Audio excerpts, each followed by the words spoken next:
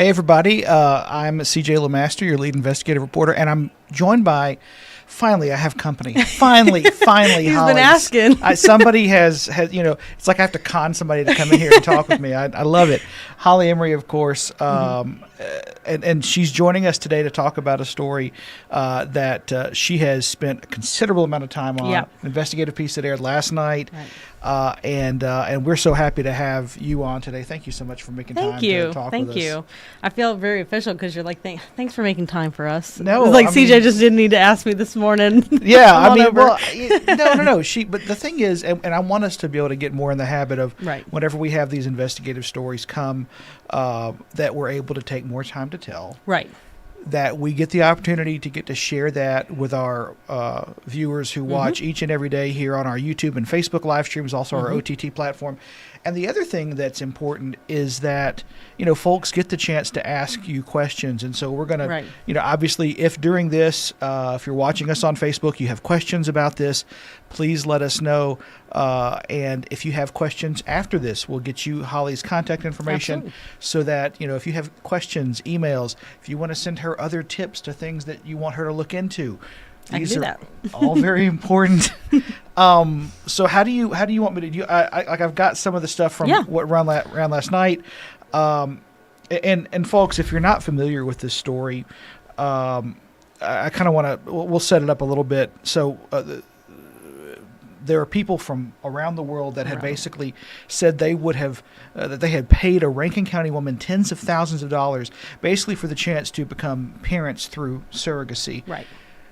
But then you found that there were a lot of questions about this woman's business, what those individuals actually got after waiting, and it's very different than what they were expecting to get. Right. And it's this investigation, when I first found out about it, it was someone, again, reaching out to the station, reaching out to me, just asking for help, and it turned into keep digging, and a layer after a layer, like an onion, just kept getting bigger, and to the point where I thought it applied to way more people than just one individual. Yeah. And so this is really about a surrogacy fraud happening in our community, but it's all over the country, and it impacts people all over the world. But the story that we're telling and the investigation looks into this Rankin County woman who has even been found liable of fraud for one case involving an intended parent. Right. And also just the fact that surrogates even didn't get paid in some instances. So a lot of different aspects of this investigation on that. Yeah. One of the things I think that people, anytime they see something like this, you are going to have more questions than answers. Right. I'm sure as you were going through all this, you're sitting here like, okay, and I can say this just from doing a couple of these investigations. You feel sometimes like you're going around the world to try to figure out things, and you wonder sometimes if you're going to have enough time to figure it out, and you hit roadblocks and you hit other things. Thankfully, and again, we appreciate the folks you talk to sharing their story, because without that, you would not have known. I told them yesterday they were incredibly brave for speaking out about it, because when I first heard about it, thought it was crazy, thought it was a hoax, thought it was something that this is surely not a real thing that could happen. And it really could happen. Why I got so involved in this piece was it could happen to anybody. Yeah. It could happen to any single person in this state, in Mississippi, in Alabama, anywhere, because there's no regulation to surrogacy agencies. And so that's kind of where this turned into a little bit of a, okay, there's these individuals, but how does this apply to everybody else? Yeah. And two, you wonder sometimes, you hope that law enforcement is watching. Right. You hope that, more importantly, lawmakers are watching, because, as we are several months out from the regular session, excuse me, you wonder if this is going to get, their attention. And again, not to speak for you, Holly, but like we do these stories, folks, because we hope to affect positive change. And unfortunately, whenever we do these stories, you're putting things out there that shouldn't be happening. We're revealing things that are dark or seedy or in some cases illegal. Right. And it's not to glorify that. It's that in hopes that, hey, this shouldn't be happening. Right. Can we address it? Can we fix it? Can putting it out there hopefully lead to some positive change? Absolutely. All right. Well, we're going to watch this story. And again, if you have any questions, let us know on our Facebook and YouTube live streams here. We got a couple of people saying hi already. Miss Brenda and Miss Bridget, hi to you. Hope you're having a wonderful Friday. Hey, we're almost here. The weekend's almost here. Almost here. Almost here. Oh, gosh. Countdown's on. Well, Holly, we're going to watch this now. And this is involving, so the woman here is Sharon Wooten. Yes, Sharon Wooten is a Rankin County resident, Right. longtime Rankin County resident. And the key part, you're going to learn it in the package, but the key part is that she made the same promise to intended parents over years. And it's these desperate people that obviously want to have a baby, that you pay me and I will give you a child through the surrogacy agency. But despite being found liable of fraud, and even one case she's still operating, so this is that investigation. All right, here it is, folks. The dream of starting a family and having a child was something Maurice and his husband had been talking about since 2013. We're really eager or looking forward to have a baby or babies to join us, to share the love, and then to pass our love to them. And we decided, let's go with surrogacy first. In 2016, they found Earthly Angel Surrogacy, run by a woman named Sharon Wooten out of a P.O. box in her home in Rankin County. She's more like a pretty nice lady and trying to helping people. This is her, what he say, missionary. The draw, right there in the contract. This package does guarantee that you will have a live birth. Maurice signed on the dotted line in February of 2017. By June, he had paid $79,000. The contract promised an escrow account to protect the money, but there wasn't one. 2 surrogate matches fell apart, and then Sharon Wooten went silent. It's not just about losing money, we are losing years of our life. Our child would be starting school this very summer.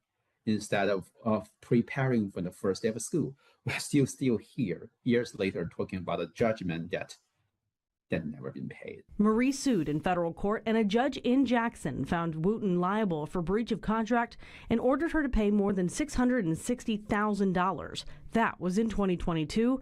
She's paid nothing. As that lawsuit moved through the court, another man was falling victim to the same thing. We're Greek, and there's a sense of heritage that's incredible. I mean, you have this responsibility to keep the flame alive. Chris paid more than $67,000 starting in 2021. 3 surrogates, 1 unqualified, and 2 others who never came to fruition.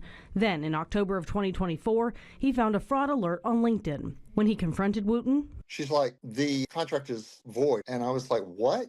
Wait a minute. I gave you $67,000 and you're keeping all that money?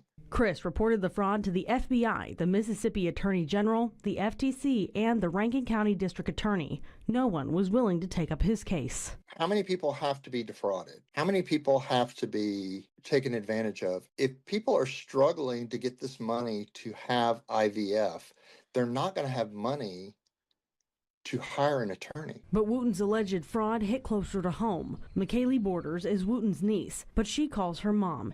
In 2024, as a 24-year-old single mother with a toddler, she became a surrogate through her aunt's agency. I could provide something for my son that I wouldn't be able to do on my own.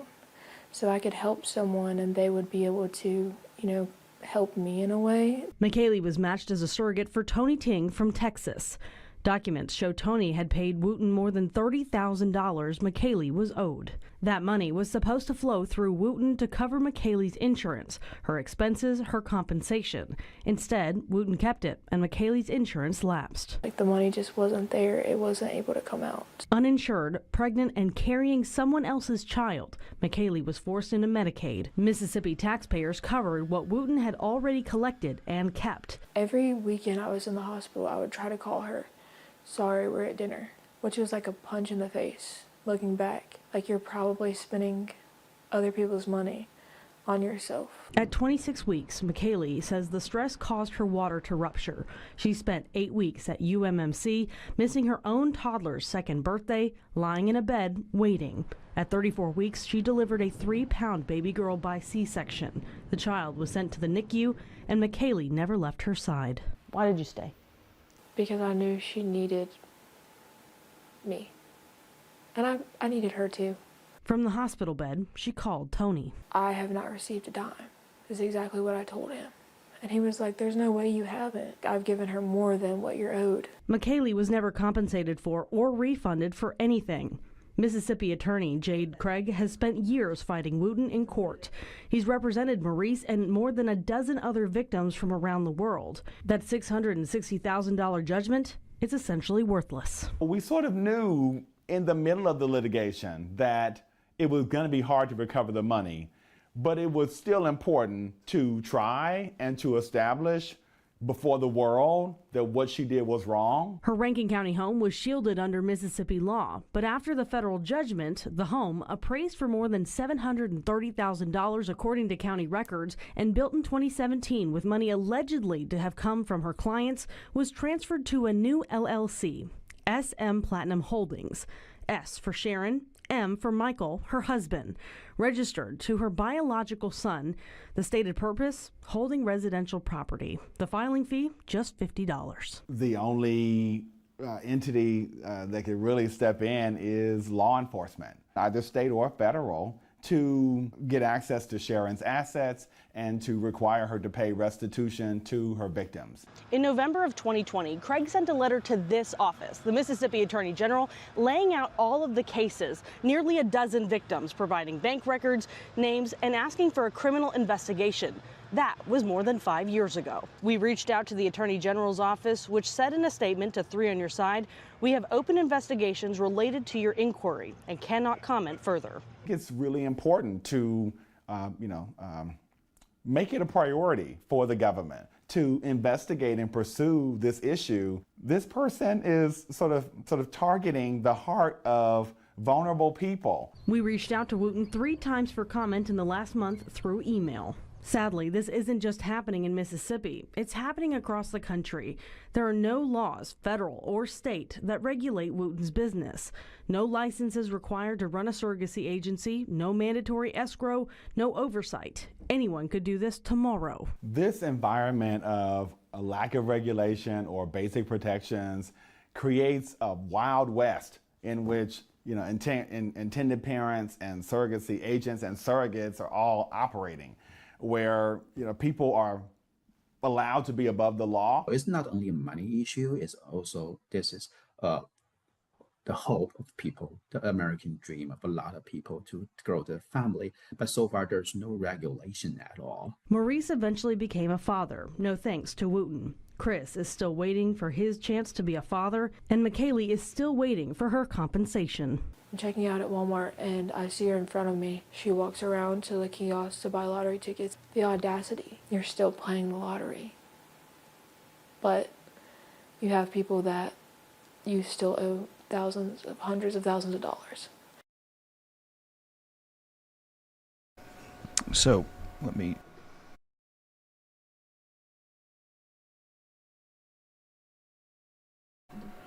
There we go. Now they can hear us. Now they can hear us. Listen, this is technology. I'm not good at technology, Holly. I'm learning it too. I'm like, this all looks new for me. I haven't been here in a while. So that was powerful. I mean, that was, and I know it took a ton of work. Yep. From doing some of these, and Holly beat my record, 7.5 minutes on a story. And well, 7:15 was the time. But in all fairness, sometimes you have to have that to be able to give enough time. Did I really beat your record? I'm sorry. Now that's all nonsense. Well, let me tell you, folks. But I there's nothing wrong with that, and I'll tell you, because to me it's like, well, you need to be able to give folks time to be able to. I feel like with you got to really lead them into this, because again, when I've been doing this since February. Yeah. This was and I knew it was going to be hard to tell people the whole story without even just explaining some of the basics of just of how this works, because not everybody has to go through surrogacy. No. And frankly, folks who've been affected by this, they've earned the right Yeah. to be able to give more than a 10-second soundbite, or and so being able to show that and put that out there also. And folks, if you're watching at home, you may or may not know this. Honestly, putting that out there and putting more context and giving more of the comprehensive picture also makes it a lot better for us, because people can't accuse us of leaving things out, Right. of just cherry picking what we want to say. And I know that you went back and forth on, I mean, obviously the people don't realize behind the scenes just how long it takes to even get the script approved and Right. everything. It's a lot, but it's worth it. It is. Because at the end of the day, now you have, their stories being told, and I don't know if they thought they would ever be able to have that opportunity. I don't think. I mean, when I spoke with them, only one. Maurice had shared his story once before. Yeah. Right when that judgment came out, with another, I guess, news outlet in the world, just out there. But nothing really came from it. And so when I reached out to him and found him, he was like, "Absolutely, I'll do it again," because nothing happened. And again, that's CJ mentioned earlier. This is why we do this. We hope to change things for these individuals that reach out to us, because, I mean, this pulled at my heartstrings, and I haven't had to go through surrogacy. Like, I haven't had to go through that. So that was kind of tough. And sometimes it tends to be the stories that resonate personally with us. I think sometimes we end up, not that we don't do a good job otherwise, but I've noticed in the past that if it's a story that hits home with me, it ends up being a more powerful story that I'm able to tell. Right. And those either those life experiences or the way that affects us, we can help put that into the storytelling. Now, it's important to note too that Wooten did finally reach out to you. Yes. Can you describe that and what happened with that? So the night before it ran, so this ran on Wlbt at 6:00 last night. Yeah. So the night before, Wooten reached out and refuted some of the allegations that McKaylee, which is again her niece, and that included that she was covered under insurance. That McKaylee was covered under insurance the whole time, and that weekly updates were not given. Those were two of the main claims that she made, that we discussed in the story, and that were in the contract, the weekly updates. That was part of McKaylee's contract, which again, before we do this, the stack of documents and court filings and everything that I sorted through to make sure that we told this as honestly as possible. But yeah, she reached out last night. She has agreed to possibly speak with us in the future to give her side. When that happens, that'll be to be determined. Yeah.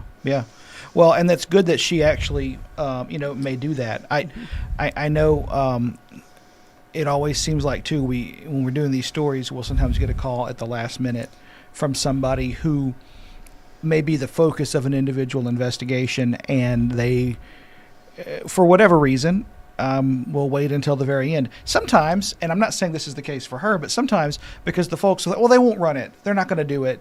It's not going to make air. Right. Nothing's going to happen. Right. And then when they start to see the teases, and then when they start to see the promos, and then when they start to hear us talking about it before the actual story airs, then they start to freak out a little bit. And you started reaching out, weeks ago? The beginning of May. So that's what CJ does in a lot of his stories as well, or all his stories. If we do an investigation, you reach out to the person you're doing, or the entity, and you reach out. But I reached out 3 separate times in the month leading up to this investigation, asking on-camera interviews, your terms. So I did my due diligence, I feel like, to try and get that side of the story, but hopefully at one point we will hear from her. Yeah, I hope so too. And no, it is the best thing, because people can't say, well, you reached out to me the day before, or you gave me one opportunity to talk and I wasn't free. Right. If you give somebody a week, 2 weeks, 3 weeks to be able to respond, it makes it that much harder for them to say, well, you didn't give me enough time. Right. Well, you didn't do this. And so it kind of is a safety net.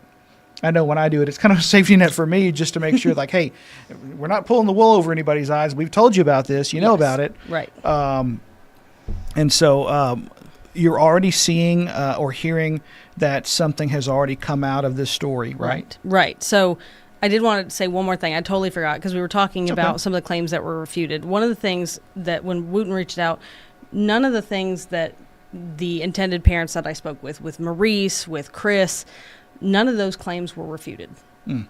Or even the attorney never said anything about anything they said, but only spoke about her nieces. So I thought that was kind of an interesting side of it. Yeah. But yes, to your point, after we reached out to the Attorney General's office, it was 9 days later that Chris, one of the people I interviewed, reached out to me and said, hey, the AG's office is contacting people now.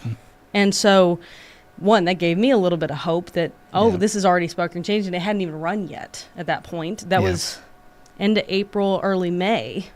So, yes, the AG's office has apparently contacted tons of victims, ones that I spoke with and others that I don't even know about or who have been represented in other cases by Jade Craig, the attorney we spoke to in that investigation. And looks like they're finally looking into this issue 5 years after the situation was initially reported. I say better late than never, but it's a shame that it took this long. And it's a shame that it took, us, an investigation airing, you spending a lot of time and effort to put this together just for us to finally, get the attention of law enforcement, which and that's the big part is, you can file civil suits all you want, but there's certain things that only go so far. That's right. And that's another side that, again, I wish I could have had 10 minutes to keep going. I had way more that I wanted to share, but you try to share as much as you want, as much as you can, as well as you can in the shortest amount of time. That's true. It's always a challenge. I'm going to put your information up so people can see. I hope that it's on the right side. Otherwise, it's going to look strange. You know what? That's fine. It's it looks great. So that is Holly's email address. And so if you have any story ideas, anything, if something from this story in particular is something that you could relate to, or if it jarred something loose, whatever it is, please reach out to Holly, and she'll start digging into it. As I like to tell people all the time, it's like we can't ever promise coverage, right? But we will promise that we will at least look into it and tell our bosses about it.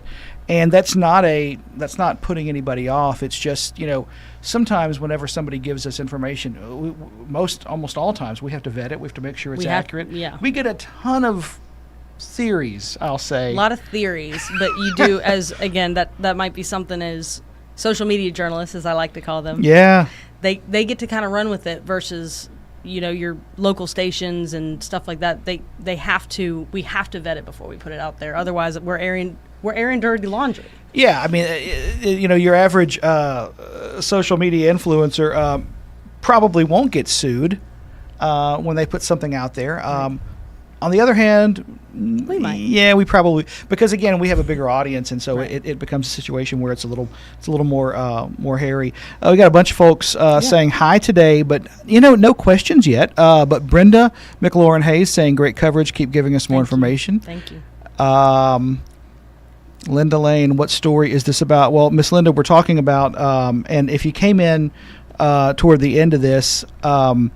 It's The Price of a Promise. It is Holly's investigative piece that aired last night. Right. And it's dealing with a Rankin County woman and basically the fact that there are people who have paid this woman a lot of money for the chance to become parents, and how it hasn't worked out for at least the people that you've talked to, and potentially several others. And this isn't just your opinion or what you found. A federal judge found it too. So and in fact, I'm going to do this really quickly. Let's see if I can do this while I'm talking to you here. Don't you love it? It's like mission control here. It's great. You should see the screens and the keyboards and everything we're looking at here. Listen, it's definitely, and it's a little, it keeps you occupied, keeps you busy. If you go to our Investigates page, I'm going to show you this, folks. On Wlbt.com, I'm going to have to start this running because it's not running right now. Okay. Let me get vMix up. So we'll be able to actually see the Mac, hopefully. There we go. There we go. So if you go to WLBT.com, I'm going to walk you through it to be able to find Holly's story. And, you know, of course, go to this little hamburger thing. I've been told this is a hamburger. Or you can just click right here, 3 on Your Side Investigates, and it's the most recent story. And you can watch it. I know Miss Linda was asking about it. It's right here on our website for you, Miss Linda. We already watched it at the beginning of this. So if you want to go ahead and, you know, Rewatch, read through it. Again, Sure. there's more details even in that web story than there were. Again, as I said, you only get so much time on television, but That's right. you know, the web, you get plenty of time to start writing. yeah. But really, the main topic, it's a surrogacy fraud because Yeah. the judge has already found that to be the case. It's just whether it will be criminal or not at one point, and that's what we're kind of looking into. And Holly, of course, Holly's story, very powerful, very, very detailed and very comprehensive, and such a good job. Thank you. Yeah, and listen, I look forward to having you in here more. It's going to be only, I'm sure, whenever you have one of these that's airing. That's cool. I'll have company. It's been you and Anthony. You're the only two people who've actually set foot in here at this point. And I'm just wondering, do I need to am I to take a shower more regularly? Maybe I start don't know what's going on. bribing the reporters in here Sure. with food. Maybe we could gift do that. cards. Yeah. Coming in here. Yeah, gift cards. That's a whole other story. I know. But we appreciate everybody joining us today. And again, didn't have a lot of questions, and that's okay. Britt, hope you're doing well. A couple other folks in here who are regulars. Thank you so much, Miss Mary, and everybody for watching. And of course, our first alert weather team is going to be in here at 2:30. Right. Keep in mind, we're not out of the woods yet when it comes to this potential for severe weather, especially with Memorial Day weekend just around the corner. So be sure to tune in for that at 2:30, and at 4 o'clock, our early evening newscasts begin on air and online. Thanks again for watching. Holly, thank you so much Thank you. for sharing this story with everybody. And this is going to beget follow-ups. And I really hope that Sharon talks. I really hope that it'd be good to have her. I mean, you want to be able to hear from her, and you want to be able to kind of, if there's going to be justification or explanation or something, Right. want to be able to know wanna hear it. what's going on there. Yeah. People don't think we want to hear it. We want to hear it. I want to hear both sides. Yeah. Yeah. Just sometimes we're not always able to get both sides because Right away. sometimes people don't. Yeah, it's one of the inconveniences of the job, Right. but we're going to keep doing it. And Holly, thanks again. Thanks everybody for watching today. Have a wonderful Memorial Day weekend. I don't know if I'm off Monday or not. The boss hasn't told me yet, so I'll either be on here at 1 o'clock on Monday or I won't. So hopefully. Either way, how about this? I'll see you Tuesday. Either way, and do you do top 3 now, or do you? I do not. You I do not. Okay. I don't know who does it. Okay. Well, you'll see Holly at 4 o'clock. You'll be guessing on Memorial Day. Fun treat for you. But It's a you'll- surprise. But you'll see Holly at 4 o'clock because she does anchor the 4 Right. o'clock each and every day Right. too. So she does. She wears a lot of hats around here. I do. Howdy. Right? Is that what you? There you go. I think we need to stop now. Yeah, we need to Thanks for watching, everybody. Have a wonderful Memorial Day weekend.